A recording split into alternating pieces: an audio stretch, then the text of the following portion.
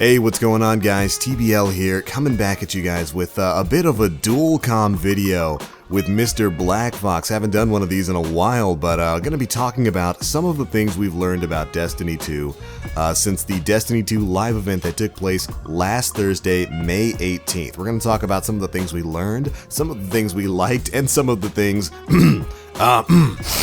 John is unhappy with because... I'm mad about it. You're mad about quite a few things. But, you know, it's good. We haven't done one of these in a while, and there is a lot of stuff to talk about.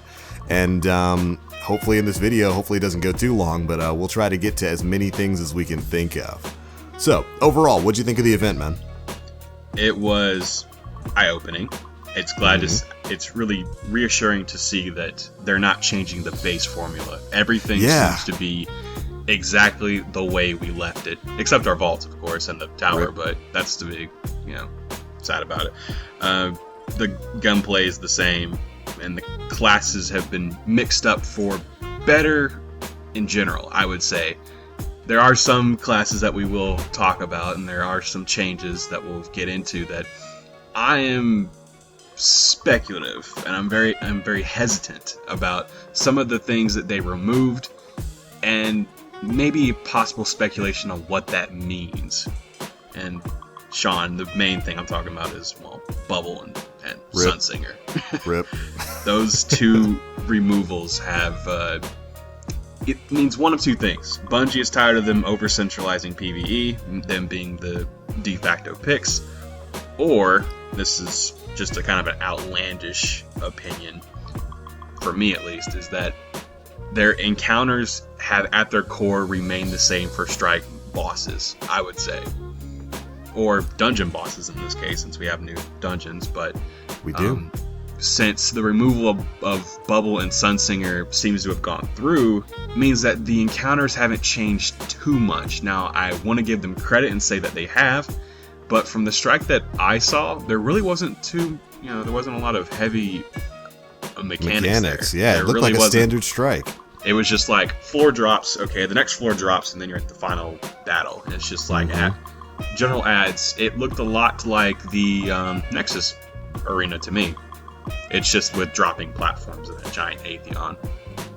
Yeah, giant, it's kind of an oxymoron, giant mini Atheon. Giant mini Atheon. So, what do they call him? Is he like a... I don't remember what the name was. I was too enamored with just trying to see the gameplay and how the different weapons worked during all the footage that we got out. But and you've got a point there. I guess we can start with subclasses. But when it came to the strikes, I would hope that they'd take the same sort of philosophy that they did with the revamped strikes in Rise of Iron, where they took older strikes and started adding mechanics to them. Like I think the Nexus or Sepix Prime are perfect examples of how strikes should be. You don't just take us through a pretty linear experience to a boss that's a bullet hose and we just burn that boss down. Have that boss have mechanics, and I didn't notice any real mechanics with the strike that was shown off. It just looked like he was damage gated, and after you hit certain gates, the floor would drop out beneath you and you'd go to a different arena. I feel like that strike, it was more about the journey to the boss, because you got to see a lot of locations in that strike. You got to go through multiple tunnels, a set piece. Launching pads, drill site, just multiple environments. And I feel like that was the main focus to show that strike first. Like, look at all these environments, look at all everything that's going on, but the boss is still a bullet sponge that's just damage gated and dropping floors. And if that's what we have in store, which it probably isn't, that's just one strike, one outlier, and I hope that some of the strikes have actual mechanics. It's kind of disappointing, and I'm just kind of racking my brain around the reasons why they took out Gunslinger and Bubble, and part of me wants to think it's this, or the fact that they haven't changed their encounters for strike bosses, but the other half of me is saying, give them some slack, give them some credit, we haven't seen all of the strikes yet. But I will say that Bungie really wanted to eliminate over-centralizing subclasses, because let's be real, in PvE all you would use is Bubble Titan, sometimes Gunslinger, and sometimes use a melting point for extra damage with a Sunbreaker, and with Warlocks it was res. Actually, you didn't even really need to use melting. I mean, melting point was still great, but they sort of gave a smaller version of that to Sunsingers with Viking Funeral. That's true. They did give them that buff after they changed Viking Funeral. So, I mean, so yeah, let's just go ahead and dive on into the subclass changes, because there have been a lot of changes, especially with the abilities. I don't know if you've seen what the ability screens look like, but you're going to have multiple ways to kind of build your to build your character, which I think is interesting in one sense, because right now you don't play like a Bubble Titan any way other with like the abilities that boost your agility or whatnot. You run with a set build, and it's the same for most of the classes.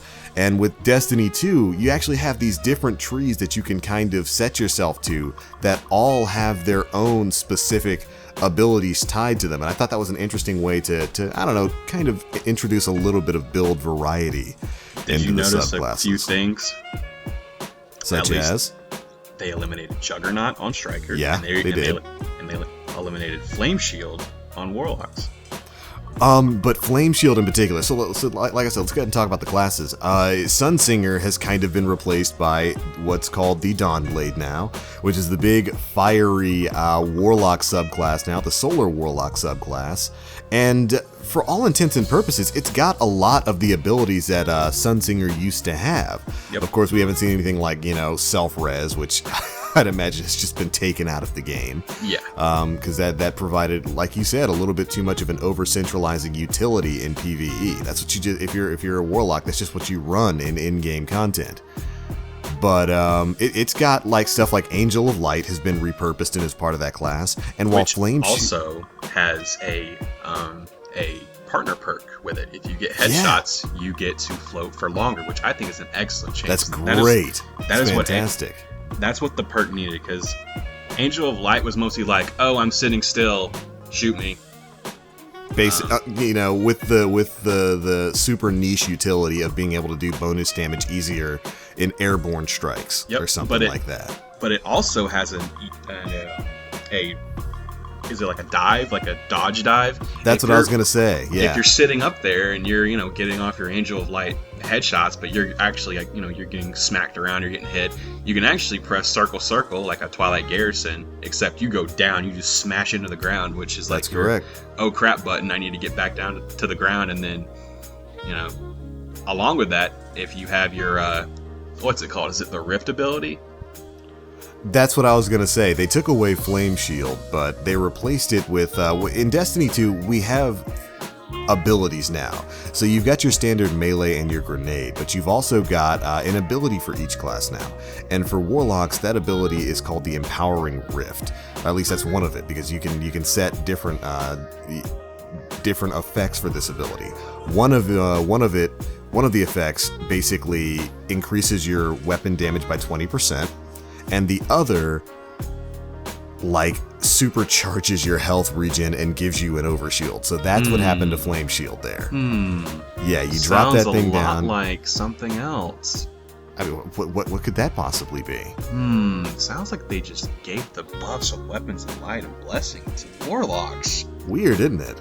Very odd. And kind of threw in a little bit of Sunspot there, too, because you remember that's an ability it's an ability no Sunbreaker Titan uses, but, you could throw down a hammer, stand in it, you'd have an overshield and extra power, and that's kind of what the Warlock class has now.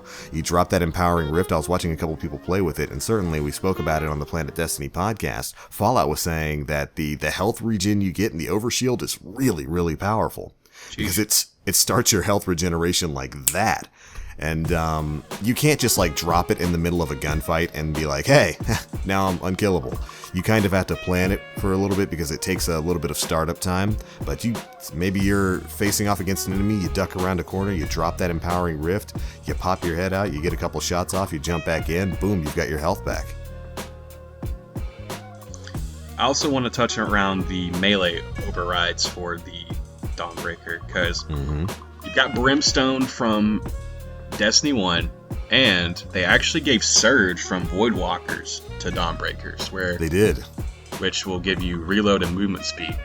which I found to be kind of odd. Since we didn't see a second Warlock subclass, we didn't get to see what we assumed to be Voidwalker, because Striker and Gunslinger, which are the base classes for Hunter and Titan, are in the game. But we didn't get to see that second subclass from Warlocks, which, as a Voidwalker lover myself, alarmed me. And giving Surge to Dawnbreakers was like, did they take Surge away from Voidwalkers? I mean, I hope they just gave him... I mean, I hope we still have Energy Drain, but knowing Bungie taking away fun... No fun allowed. No fun allowed, but I found that to be kind of odd that they gave Brimstone and Surge, but Flame Shield is not surprisingly missing. Let's just say this: Bungie wanted to remove a lot of the problematic perks from Destiny 1. That's why you don't see Jug, and you don't see Flame Shield. Which were, I mean, you see Shoulder Charge on Strikers, but you don't see Jug. Which, it makes sense, because those perks were pretty problematic, especially in the first 2 years. I would say Jug in year 2, but Flame Shield was definitely a problem that people wanted to be removed. I thought it was fine, but that's just my opinion. But you want to talk about Sentinel? Because I found that to be one of the most interesting subclasses, being a Titan main myself. I thought that the way that the class functions is very similar to holding a relic. Holding that shield and like holding it up in front of you, giving your teammates a little barrier, reminded me of holding the Aegis shield. It reminded me of, hey, I have a big shield, except now I can throw it around and ding it across on enemies and such. But you can still use it as a frontal barrier. Which exactly, I think Bungie, when they were actually making the class, said, or they probably went into a test room and said, let's take a relic and let's see how we can work around it and design a subclass that really complements that experience of holding a relic, which I found to be very...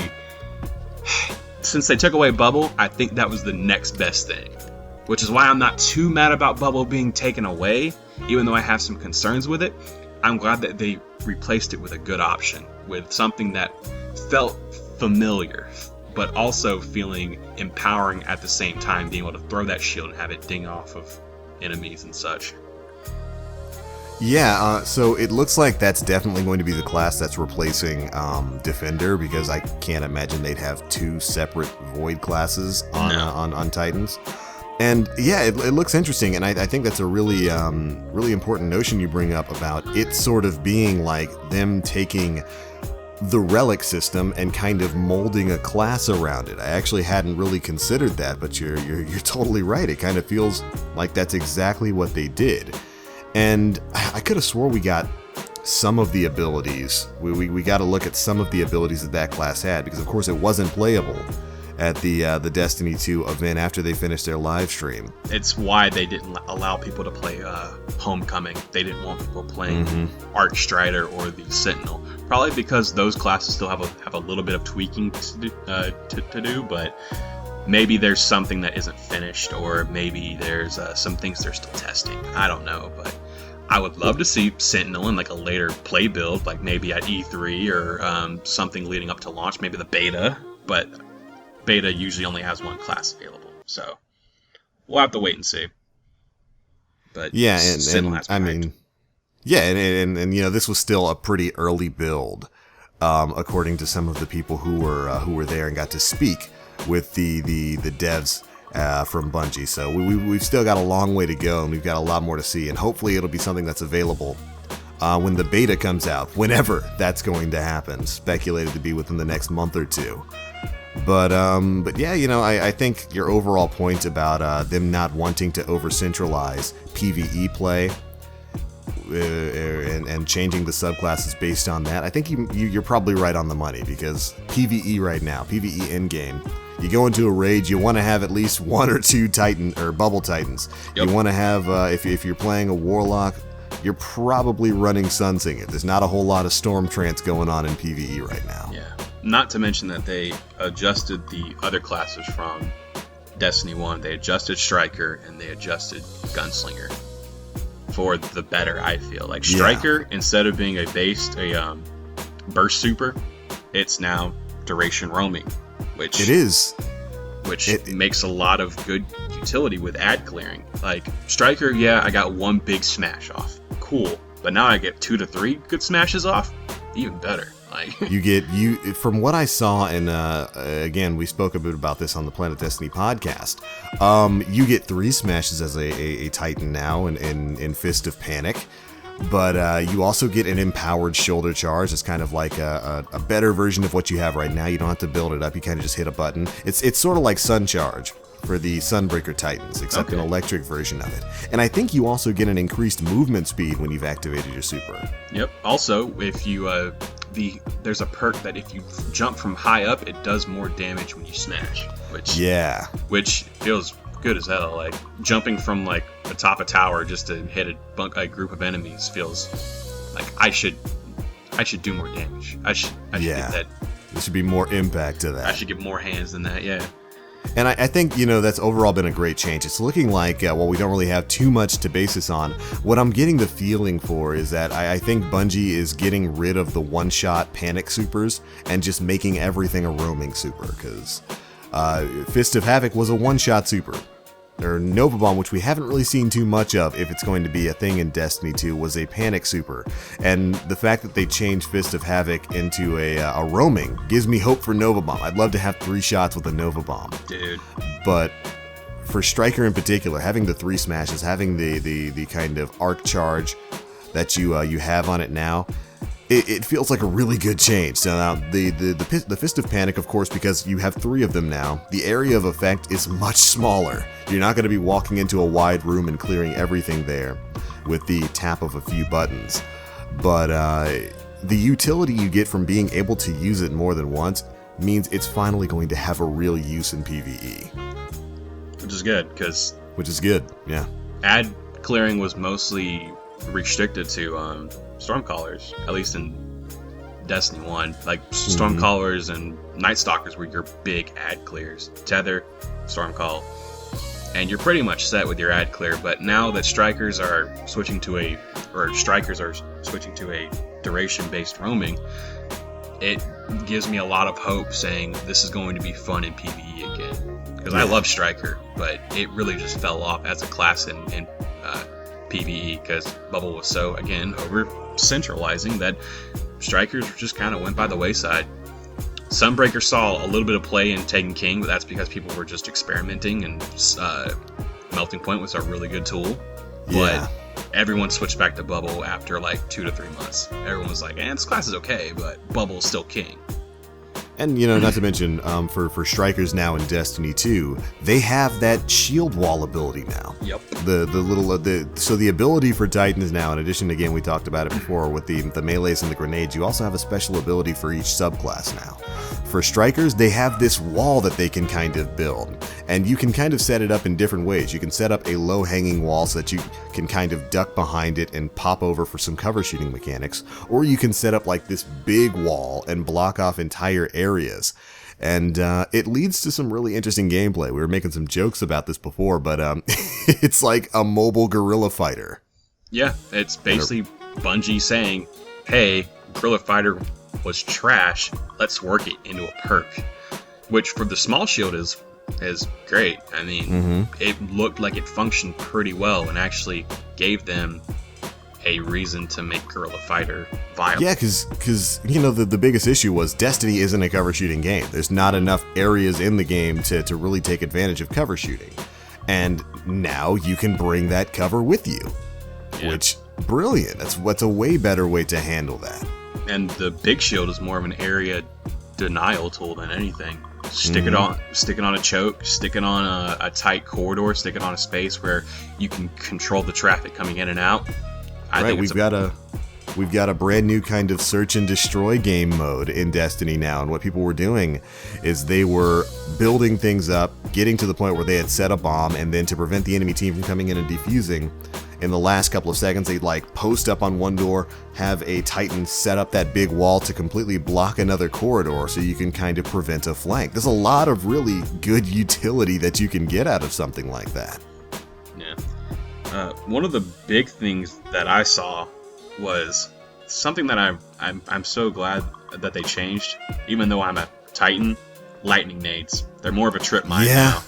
Yeah, there's no longer that almost they increased the delay between charges, which I'm thankful for. Well, yeah, because lightning nades were the only thing that could really challenge Sunsinger nades in like year 1 and year 2. They have been consistently a strong grenade since Destiny first came out. It's one of the few grenades that has seen absolutely zero changes since Destiny first came out, which is weird because like Bungie seemed to nerf a few things based on the usage numbers, and it's like the usage numbers for lightning grenades have to be huge. Who uses the other striker grenades? I can't think of anything. Maybe flashbangs for like control, but I think lightning nades are infinitely better. That's true. Lightning nades are infinitely better for most maps because they can stick to surfaces like near flag. You just toss it into the back of C and just watch the kill feed light up. Yep. Because of how long it lasts. It's ridiculous amount of range in my opinion, and how quick the charges go off. It can be hard to get out of that thing if you get caught in a bad position. I'm surprised they didn't like adjust the cone to it, like the outward cone that the nade has. I'm surprised they didn't really. Actually, did they adjust that? I don't know, but I think if they didn't, just putting in that extra delay between the charges, I think was good enough. Yeah, for sure. Because now you have to actually plant it, properly, and it gives people an opportunity to get out of it if they're not placed in a really bad, really bad spot. So I think it's a good change. I think I'm certainly happy that I'm not going to be getting lightning grenade cheesed in Destiny 2. For sure. But Gunslinger, let's talk a little bit about that because it saw a couple of changes as well. One of the biggest of which was the super. For Gunslinger, because again, with your classes, you can kind of alter and make different builds for each subclass now. And the one that was on display for the event had the super running with 6 shots. Yeah. You have a 6-shot or golden gun now. But the trade-off for it is that it lasts half as long. You run out of super energy very quickly. If you can remember what happened with the Acleophage symbiote, which is the exotic in Destiny 1 that gives you 4 shots with Gunslinger, what Bungie wound up doing, I think, was that in Taken King or was that in Rise of Iron when they made that change? It was Taken King. Remember, because symbiote dropped off the map after year 1. after year 1. Yeah. What they did was they changed it so that you still get your 4th shot, but you have much less time in your super. Your super drains much faster, which meant a lot of people only really got off like 1 to 2 shots, and that was certainly the case with the 6-shot golden gun here, to the point where some people who were there, I was talking to Fallout and Bones, they were saying, yeah, they actually preferred not using Gunslinger because you just had absolutely no time in that super. Mm. And I think that's interesting. I'm wondering what the other ability builds around Gunslinger are going to be. I'd imagine there's probably going to be one that takes it back to 3 shots and maybe doubles your time in the super. Yeah. And then, maybe they're just going to build in the Celestial Nighthawk ability into the 3rd setup for Gunslinger and just have it be one super powerful shot. I mean, that would make sense, but yeah, I wouldn't be surprised if that was locked behind a helmet again or some piece. I don't know. They seem to be rolling like exotic abilities and stuff into perks now, or but into Nighthawk just class is builds so now. powerful. I don't see It them is, putting it in, like into a perk. Symbiote had dropped off the map for a good 2 years, so it would. I don't think it would have been out of the realm to think that, or for it to be in the game as like a perk. But Nighthawk is so. If you're going to run a golden gun, most of the time you're going to be using Nighthawk because it's such a powerful tool. In PvE, yeah. Yeah, for sure. One of the things that I really liked is Gunslingers finally got some type of dodge roll, and it reloads their gun, which they got around. The McCree. They got the McCree, yeah. It pretty much like says, hey, I'm a gunslinger. I can roll out of the way and reload my gun, which I think is going to have really good utility with other kinds of weapon perks. Like I don't know if it's gonna play around with that one perk where if you reload while your mag is like half full, you reload faster, but you drop the whole mag and you waste bullets. Or at the test build, I also saw that there was a gun with cocoon on it. There was, and it wasn't a smelly hive gun. Yeah. Or maybe it was, but it... Hopefully it is less time to reload after you swap. Yeah. Hopefully it's not like 5 seconds like the one in Destiny 1 is. Burger Cocoon. And you know, I mean, I think it's pretty unashamedly the McCree ability to give you that roll reload, but it feels perfect for Gunslinger. That's a great utility, and that's something that feels really good in Destiny, where you can get into a gunfight, you roll around a corner, suddenly you've got your gun reloaded, you get back around that corner, you fire. I think that's going to be a great ability for Gunslingers. Yeah, for and sure. Yeah, it just mixes in with the class really, really well, and I can't wait to see what some of the other build abilities are going to be. Like I said, I could have swore somebody on the Destiny the Game subreddit had like a list of all the abilities for Striker and for Gunslinger, but I can't remember what some of them were. But just the fact that we're going to be able to have... I believe the dodge roll actually has it has a melee variant too, where if you dodge roll, you could spec into where it like recharges your throwing knife. Really? Mm-hmm. That would be interesting to say the least. Yep. Also, throwing knife has an explosive perk on it now, where it can explode. So you can use it kind of like as an area thing, where if you don't hit somebody but you hit the wall right next to them, you can still damage them. Yep. They also with the explosion. Yeah, they also have Chain of Blowback, which was one of my favorite perks from Destiny 1, and they also have something called Bombs for Bullseyes, I think is what it was, and it was precision hits regen grenade ammo. Or grenade energy, rather. That's interesting. That's pretty good. I mean, you're going to be able to refresh your throwing knives if you spec in a dodge roll of that perk, and you're going to be able to regen your nade energy pretty quickly from getting precision hits. Also comboing with Chain of Woe, which will give you more stability to hit those. Which, yeah, yes, like I used to love playing Gunslinger in year 1, but then the Night Stalker took over. I mean, yeah. Well, it's because it was really, really good. But, yeah, just some of the changes that are coming to... okay, I found it. I found the list. So for Gunslingers, we're talking about the Gambler's Dodge, where dodging near enemies generates melee energy, so you're absolutely right. And it's on a 17-second cooldown, by the way. This is the Gunslinger ability. And Marksman Dodge, where you automatically reload your equipped weapon when dodging. So, yeah, that's a great change for that class.